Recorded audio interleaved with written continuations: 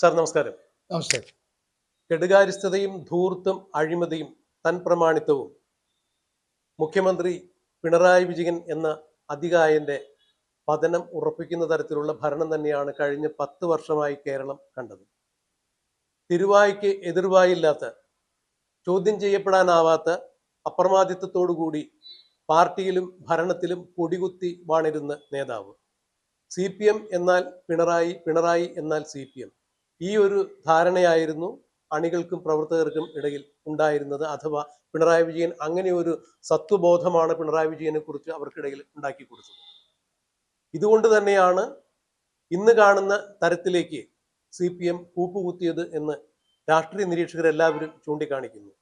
33 വർഷക്കാലത്തിലധികം അല്ലെങ്കിൽ 33 വർഷക്കാലം ബംഗാൾ ഭരിച്ച CPM-ന്റെ അതേ ഗതിയിലേക്ക് കേരളത്തിലെ ഇടതുപക്ഷ പ്രസ്ഥാനവും തൊഴിലാളി വർഗത്തിന്റെ, അടിസ്ഥാന വർഗത്തിന്റെ, അധസ്ഥിത വർഗത്തിന്റെ, അടിയാള വർഗത്തിന്റെ പാർട്ടി എന്ന് സ്വയം വിശേഷിപ്പിച്ച ഈ പാർട്ടി ഇന്ന് കൂപ്പുകുത്തിയിരിക്കുന്നു.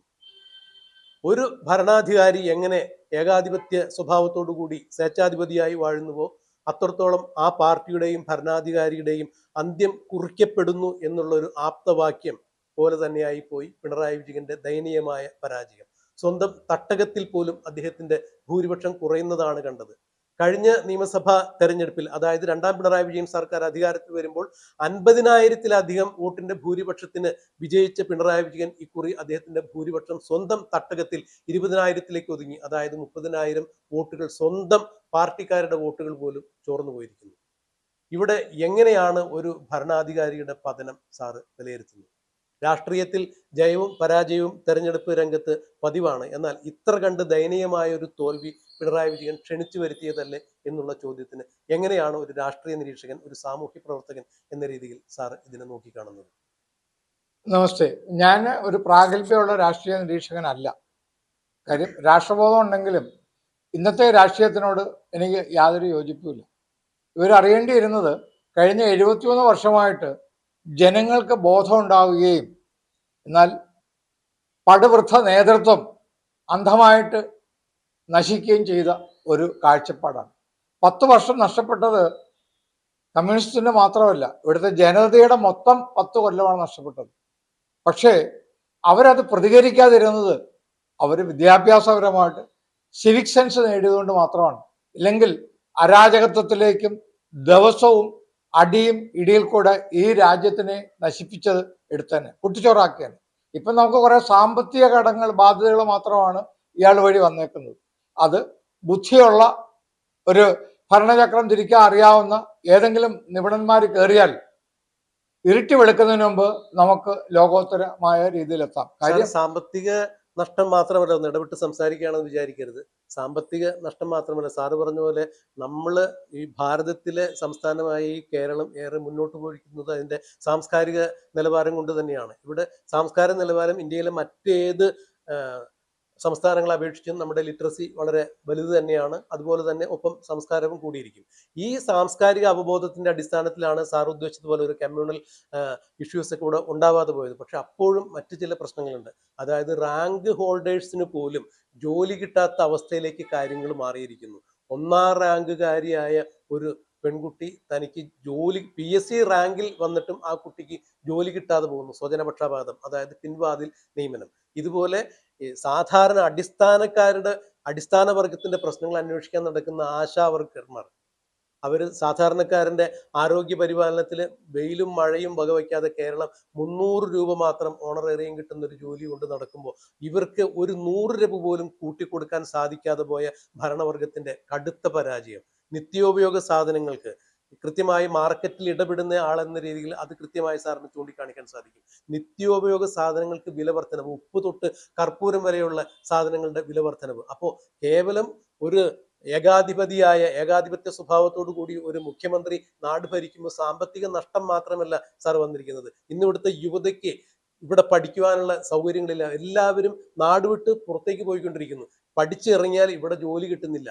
അതായത് ലക്ഷക്കണക്കിന് രൂപ മുടക്കിയിട്ട് കുട്ടികൾ പഠിക്കേണ്ടി വരുന്നു. കുട്ടികളെ മാതാപിതാക്കൾ എങ്ങനെയും രക്ഷപ്പെടുത്തിയെന്ന് കണക്കാക്കി ലക്ഷക്കണക്കിന് രൂപ ലോൺ എടുത്ത് പഠിപ്പിക്കുന്നു. പഠിച്ചിറങ്ങിയാൽ ഇവർക്ക് ജോലിയില്ല. റാങ്ക് ഹോൾഡേഴ്സിന് പോലും ജോലി കിട്ടാത്ത അവസ്ഥ. അങ്ങനെ ഒരു രീതിയിലേക്ക് കേരളത്തെ മാറ്റിമറിച്ചിരിക്കുന്നു. അത് കേവലം ഒരു കമ്മ്യൂണൽ ഇറർ ഒഴിവാക്കുക, അല്ലെങ്കിൽ ഇഷ്യൂസ് ഉണ്ടായില്ല എന്ന് മാത്രമല്ല, അല്ലെങ്കിൽ സാമ്പത്തിക നഷ്ടം മാത്രം ഉണ്ടായില്ല എന്ന് തന്നെയല്ല, വളരെ ബുദ്ധിരഹിതമായ, അല്ലെങ്കിൽ ഒരു 50 വർഷം അപ്പുറത്തേക്ക് ചിന്തിച്ച് പ്രവർത്തിക്കാൻ സാധിക്കാതെ പോയ ഒരു ഭരണാധികാരിയുടെ ബുദ്ധിശൂന്യത തന്നെയാണ് ഇതിലൂടെ വെളിവാകുന്നത്. ഇക്കാര്യത്തിൽ എന്താണ് സാറിന് പറയാനുള്ളത്? തീർച്ചയായിട്ടും അപലനീയവുമാണ്. പക്ഷേ ഞാൻ അത് രണ്ടു തരത്തിലാണ് കാണുന്നത്.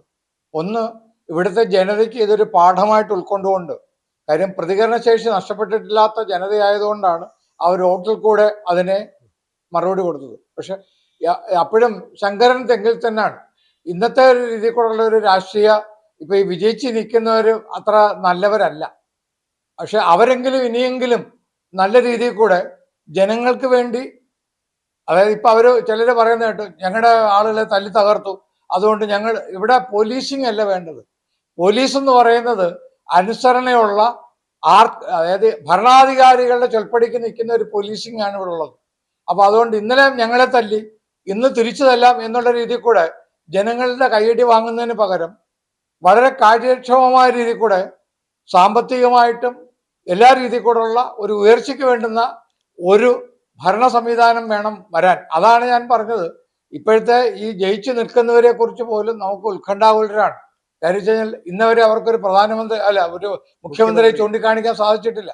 അപ്പൊ മറ്റേയാളുടെ അധപ്പതനത്തിൽ നിന്നും അതിൽ നിന്നും ഉൾക്കൊണ്ട പാഠങ്ങൾ ഇവരെങ്കിലും ഉൾക്കൊണ്ടിട്ട് നമുക്ക് സമാധാനപരമായ ഒരു ജീവിതത്തിലേക്ക് നമ്മളെ നയിക്കണമെങ്കിൽ അതിന് ഈ പറഞ്ഞ കണക്ക് കാര്യമായ മാറ്റങ്ങൾ, അതായത് ഒരു സാമ്പത്തിക അടിയന്തരാവസ്ഥയിൽ കൂടെ തന്നെ മുന്നോട്ട് പോവുകയും നീതിയുക്തമായ ഒരു ഭരണ സംവിധാനം വരികയും ബാക്ക് ഡോറിൽ കൂടെയൊക്കെ അവരടിച്ചേറ്റേക്കുന്നത്, അതായത് MLA-മാർക്കൊക്കെ ഉള്ള വലിയ ശമ്പളങ്ങളും അതുപോലെ തന്നെ പേഴ്സണൽ സ്റ്റാഫിന്റെ പുറത്തുള്ള പെൻഷൻ എന്നുള്ളൊരു കോൺസെപ്റ്റ് തന്നെ മാറ്റി അത് ജനങ്ങളുടെ നികുതി പണത്തിൽ നിന്നാക്കാതെ വേറെ ഒരു ഫണ്ടിങ് കണ്ടെത്തേണ്ട രീതിയിലേക്ക് ഇതിനെ മാറ്റേണ്ടതാണ്.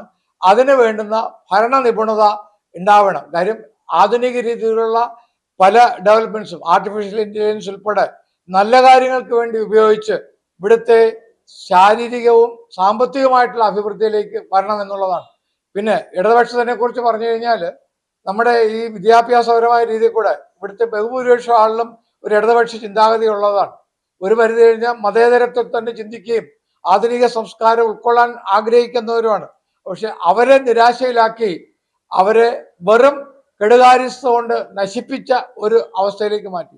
അപ്പൊ ഞാൻ ഒരു കാര്യം, lost is lost, when personality lost, character is lost, everything lost. അപ്പൊ അവിടെ തന്നെ ഒരു പോളറൈസേഷൻ ഇപ്പൊ നടന്നിട്ടുണ്ട്. ഇവര് വിഭാവനം ചേരുന്ന ഇടതുപക്ഷം, അതിൽ നിന്ന് ഇവര് പുറത്താക്കിയിട്ടുള്ള ആളുകൾ ചേർന്നേക്കുന്ന ഒരു ഒത്തുചേരൽ ഉണ്ടായിട്ടുണ്ട്. നിങ്ങൾക്കറിയാമായിരിക്കും, എപ്പോഴും എന്തൊക്കെ പ്രശ്നങ്ങളുണ്ടെങ്കിലും ഒരു ചിരിച്ച മുഖമായിരുന്ന കോടിയേരി, ആ കോടിയേരിയെ പോലും അദ്ദേഹം ലാസ്റ്റ് ഒരു മീറ്റിംഗിൽ പറഞ്ഞത് എന്റെ സ്ഥിതി ഇതാണ്, അപ്പൊ പിന്നെ മറ്റുള്ളവരുടെ കാര്യം പറയണമെന്ന് ചോദിച്ചത്. പഴയ ഈ കുട്ടനാട് തുടങ്ങിയ വാഴ വെട്ടിനിരത്തൽ അവര് വ്യക്തികളിലേക്ക് മാറ്റി ഈ 52 വെട്ടി കൊന്ന അയാൾ ഉൾപ്പെടെ ഇതിന്റെയൊക്കെ കർമ്മദോഷങ്ങൾ അനുഭവിക്കുകയാണ് എന്ന് വേണം അത് കാണാൻ. സാറ് വളരെ അർത്ഥവത്തായ രീതിയിലാണ് ആ കാര്യം അവതരിപ്പിച്ചത്. കാരണം ഇപ്പൊ ഈ കോടിയേരി ബാലകൃഷ്ണന്റെ കാര്യം പറഞ്ഞു.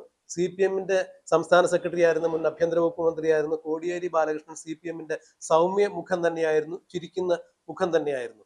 ഈ പാർട്ടിയെ സംബന്ധിച്ചിടത്തോളം ഇപ്പോൾ ഇതുവരെ ഉണ്ടായ നേതൃത്വം, ഇപ്പൊ നിലവിലുള്ള CPM-ന്റെ നേതൃത്വം അവരോട് ആശയപരമായ രീതിയിൽ ആരെങ്കിലും എതിർക്കുകയാണെങ്കിൽ, സാറ് പറഞ്ഞതുപോലെ TP ചന്ദ്രശേഖരൻ 51 വെട്ടി കാലപുരിക്കയച്ച ഒരു ചരിത്രമാണ് നമ്മുടെ കോടതി അതിനുവേണ്ടി അവരെ ശിക്ഷിച്ചതാണ്. TP ചന്ദ്രശേഖരൻ വധക്കേസിൽ കോടതി ശിക്ഷിച്ചവരെല്ലാവരും തന്നെ CPM-ന്റെ സമുന്നതരായ നേതാക്കന്മാരാണ്, പ്രവർത്തകരാണ്. ഇവിടെ പറഞ്ഞു വരുന്നത് കോടിയേരി ബാലകൃഷ്ണനെ പോലും ഒരു മൂലക്കിരുത്തി എന്ന് പറയുമ്പോൾ അതിൽ ദുഃഖകരമായ മറ്റു ചില സന്ദർഭങ്ങൾ കൂടി ഉണ്ടായിട്ടുണ്ട്. കാരണം കോടിയേരി ബാലകൃഷ്ണൻ ഒരു മാരകമായ അസുഖത്തിന് അടിമപ്പെട്ടു മരിക്കുന്നു. കേരളത്തിൽ കൂടുതൽ ശക്തമായ വേരുകളുള്ള ഒരു നേതാവായിരുന്നു കോടിയേരി ബാലകൃഷ്ണൻ. അന്ന് കോടിയേരി ബാലകൃഷ്ണൻ മരിക്കുമ്പോൾ അദ്ദേഹത്തിന്റെ തട്ടകമായിരുന്നു, പ്രവർത്തന മേഖലയായിരുന്നു തിരുവനന്തപുരത്ത്. അദ്ദേഹത്തിന്റെ ഭൗതിക ശരീരം പൊതുദർശനത്തിന് വയ്ക്കണമെന്ന് അദ്ദേഹത്തിന്റെ ഭാര്യ വിനോദിനിയും മക്കളും എല്ലാം സർക്കാരിനോട് ആവശ്യപ്പെടുകയുണ്ടായി. എന്നാൽ മുഖ്യമന്ത്രി പിണറായി വിജയന് അന്ന് വൈകുന്നേരം ഒരു വിദേശ പര്യടനത്തിന് പോകേണ്ടതിനാൽ അദ്ദേഹത്തിന്റെ ഭൗതിക ശരീരം കണ്ണൂരിൽ മാത്രം പൊതുദർശനത്തിന് വെച്ച് ഉടനെ, അതായത് എത്രയും കഴിയുന്നത്ര വേഗത്തിൽ ആ മൃതശരീരം ചിതയിൽ വെച്ച് ആ ചിത കത്തി എരിയുന്നതിന് മുമ്പ് തന്നെ മുഖ്യമന്ത്രി നാടുവിടുന്ന കാഴ്ചയാണ് നാം കണ്ടത്. ഇവിടെ പറഞ്ഞു വരുന്നത്, ഇത് ഇപ്പോ സാറ് പറഞ്ഞപ്പോഴാണ് ഞാനും ആ കാര്യത്തിലേക്ക് വരുന്നത്. ഇന്നലെ നമ്മുടെ തളിപ്പറമ്പിലെ സ്ഥാനാർത്ഥിയായി, വിമത സ്ഥാനാർത്ഥിയായി CPM-ൽ നിന്ന് തെറ്റിപ്പിരിഞ്ഞ് മത്സരിച്ച TK ഗോവിന്ദൻ കോടിയേരി ബാലകൃഷ്ണന്റെ വീട് സന്ദർശിച്ചിട്ടുണ്ടായിരുന്നു. CPM പുറത്താക്കിയ നേതാവാണ് TK ഗോവിന്ദൻ. CPM-ന്റെ സംസ്ഥാന സെക്രട്ടറി MB ഗോവിന്ദന്റെ ഭാര്യ PK ശ്യാമളയ്ക്ക് തളിപ്പറമ്പിൽ സ്ഥാനാർത്ഥിത്വം കൊടുത്തതിനെ തുടർന്നാണ് അവർ തമ്മിൽ ഒരു ശണ്ടയുണ്ടാവുന്നതും അങ്ങനെ CPM TK ഗോവിന്ദനെ പുറത്താക്കുന്നു. TK ഗോവിന്ദൻ വിമത സ്ഥാനാർത്ഥിയായി മത്സരിക്കുന്നു. ഇടതുപക്ഷത്തിന്റെ സ്ഥാനാർത്ഥിയെ, അല്ലെങ്കിൽ ഇടതുപക്ഷത്തിൽ നിന്ന് തെറ്റിപ്പിരിഞ്ഞ സ്ഥാനാർത്ഥിയെ UDF പിന്തുണയ്ക്കുന്നു. ഗംഭീര വിജയം നേടുന്നു. CPM-ന്റെ സംസ്ഥാന സെക്രട്ടറിയുടെ ഭാര്യ 8 നിലയിൽ അവിടെ പൊട്ടുന്നു. ഈ ഗോവിന്ദനാണ് ഇന്നലെ കോടിയേരി ബാലകൃഷ്ണന്റെ വീട് സന്ദർശിക്കുന്നതും അദ്ദേഹത്തിന്റെ സ്മൃതി മണ്ഡപം സന്ദർശിക്കുന്നതും. സാറ് പറഞ്ഞ പോലെ ഒരു പൊളിറ്റിക്കൽ പോളറൈസേഷന്റെ ഒരു ഭാഗം തന്നെയാണ് അത്. കാരണം തളിപ്പറമ്പിൽ TK ഗോവിന്ദനും പയ്യന്നൂരിൽ രക്തസാക്ഷി ഫണ്ട് വിനിയോഗം ചെയ്തതിലെ ക്രമക്കേടുകൾ ചൂണ്ടിക്കാണിച്ച് പാർട്ടിയിൽ നിന്ന് പുറത്തു വന്ന വി കുഞ്ഞികൃഷ്ണനും ഈ തെരഞ്ഞെടുപ്പിൽ CPM-നെതിരെ മത്സരിച്ചു വൻ വിജയം നേടിയിട്ടുണ്ടായിരുന്നു. ഇവരെല്ലാവരും ചേർന്ന് നിലവിലുള്ള ഈ കമ്മ്യൂണിസ്റ്റ് പ്രസ്ഥാനത്തിനെതിരെ, അതായത് ഇന്ന് അപജയം സംഭവിച്ച പിണറായി വിജയൻ നയിക്കുന്ന ഈ കമ്മ്യൂണിസ്റ്റ് പ്രസ്ഥാനത്തിനെതിരെ യഥാർത്ഥ കമ്മ്യൂണിസ്റ്റുകാരുടെ ഒരു പോളറൈസേഷൻ ഇവിടെ സംഭവിക്കുന്നു. അതിന്റെ തുടക്കം എന്നോണം തന്നെയാണ് കമ്മ്യൂണിസ്റ്റ് പ്രസ്ഥാനത്തിലെ സൗമ്യമുഖമായിരുന്ന, എല്ലാവരോടും നല്ല രീതിയിൽ പെരുമാറിയിരുന്ന കോടിയേരി ബാലകൃഷ്ണന്റെ സ്മൃതി മണ്ഡപത്തിൽ ചെന്ന് അദ്ദേഹത്തിന് പുഷ്പാർച്ചന അർപ്പിച്ചുകൊണ്ട്, അഭിവാദ്യം അർപ്പിച്ചുകൊണ്ട് ഒരു പുതിയ നവ കമ്മ്യൂണിസ്റ്റ് പ്രസ്ഥാനം രൂപം കൊള്ളുന്നു, അല്ലെങ്കിൽ ഒരു പൊളിറ്റിക്കൽ പോളറൈസേഷൻ ലെഫ്റ്റിസ്റ്റ് ആ കേന്ദ്രങ്ങളിൽ ഉണ്ടാകുന്നു എന്നുള്ളതിന്റെ കൃത്യമായ സൂചനയാണ് സാറ് പറഞ്ഞതും അത് തന്നെയാണെന്ന് ഞാൻ വിശ്വസിക്കുന്നു. ആ തരത്തിലേക്ക് കേരളത്തിലേക്ക് കാര്യങ്ങൾ മാറുമ്പോൾ ഇന്നിപ്പോ പടിയിറങ്ങാൻ കാത്തിരിക്കുന്ന, അഥവാ കേരളത്തിൽ നിന്നും ജനം പടിയിറക്കി വിട്ട പിണറായി വിജയന് അത് കൃത്യമായ ഒരു പാഠം തന്നെയാണ്. കാരണം കണ്ണൂരിൽ പിണറായി വിജയന്റെ തറവാട്ടിന് മൂക്കിന് താഴെയാണ് ഇതൊക്കെ നടക്കുന്നത്. തീർച്ചയായും ഇനിയും ഇത്തരത്തിലുള്ള കാര്യങ്ങൾ ചെയ്തു കഴിഞ്ഞാൽ മുഖത്തേക്ക് വിരൽ ചൂണ്ടി നട്ടലുയർത്തി നിന്ന് ചോദിക്കാൻ പാർട്ടിയിൽ ആളുണ്ട്. രാജാവ് നഗ്നനാണ് എന്ന് വിളിച്ചു പറയാൻ ജനമുണ്ട്. ഒരു കാലത്തും, അല്ലെങ്കിൽ ഇനി വരുന്ന കാലത്തെല്ലാം അടിമകളെ പോലെ തങ്ങളുടെ അണികളെയും പ്രവർത്തകരെയും കാൽ കീഴിൽ കൊണ്ടു നടക്കാൻ സാധിക്കില്ല. ജനത്തിന് ബൗദ്ധികമായ രീതിയിലുള്ള ഒരു ഉന്നതി ഉണ്ടായിരിക്കുന്നു. ആ അഭ്യുന്നതിയിൽ നിന്നുകൊണ്ട് അടിസ്ഥാന വർഗത്തിന്റെ, അടിയാള വർഗത്തിന്റെ വിഭാഗത്തിലെ ആളുകൾ ചോദ്യം ചെയ്തു തുടങ്ങിയിരിക്കുന്നു നേതാക്കന്മാരുടെ തൻപ്രമാണിത്തം നടക്കില്ല എന്ന് തന്നെയാണ് പറഞ്ഞിരിക്കുന്നത്. ആ ഒരു കാര്യം കൂടി ഞാൻ പറയൂ സാർ. പറഞ്ഞിട്ടുണ്ട്. അതായത് സാധാരണ കമ്മ്യൂണിസ്റ്റ് പാർട്ടിയുടെ ഒരു സിദ്ധാന്തം അനുസരിച്ച് എപ്പോഴും പുതിയ രണ്ടാമത്തെ ശക്തമായൊരു നിരയുണ്ടായിരുന്നു. ഇപ്പോ കമ്മ്യൂണിസ്റ്റ് പാർട്ടിക്ക് അങ്ങനെ ഒരു നിര ഇല്ലാണ്ടാക്കി കളഞ്ഞു.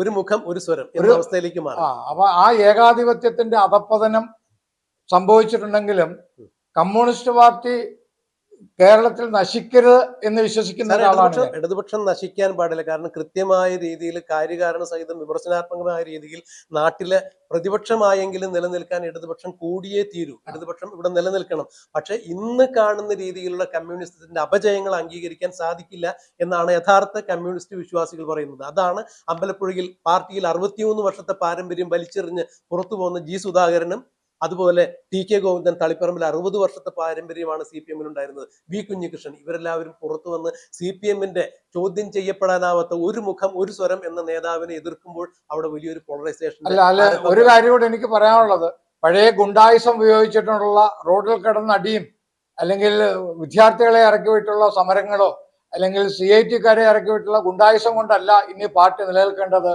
അവധാനപൂർവം ശക്തമായ പ്രതിപക്ഷമായിട്ടെങ്കിലും നിന്ന് രാജ്യ പുരോഗതിക്ക് വേണ്ടി ശ്രമിക്കണം. എന്നാൽ മാത്രമേ കമ്മ്യൂണിസ്റ്റ് പാർട്ടിയെ ഇല്ലാതാക്കാതിരിക്കാൻ പറ്റുള്ളൂ. ഒരു ഇടതുപക്ഷ ചിന്താഗതിയാണ് ഇവിടുത്തെ ബഹുഭൂരിപക്ഷ ആളുകൾക്കെന്നുള്ളതും ജനങ്ങളെ ഓർത്ത് ഇനി വരുന്ന നല്ലൊരു നേതൃത്വം ചെയ്താൽ നന്നായിരിക്കും. ഒരു സ്വരം ഒരു മുഖം എന്ന രീതിയിലുള്ള നടപടി ഇനി കമ്മ്യൂണിസത്തിൽ നടക്കില്ല, കമ്മ്യൂണിസ്റ്റ് പാർട്ടിയിൽ നടക്കില്ല എന്നുള്ള വ്യക്തമായ സന്ദേശം തന്നെയാണ് ഇതിലൂടെ വരുന്നത്. സാർ ഇത്തരം കാര്യങ്ങൾ ചൂണ്ടിക്കാണിച്ചതിൽ വളരെ സന്തോഷം. നമസ്തേ.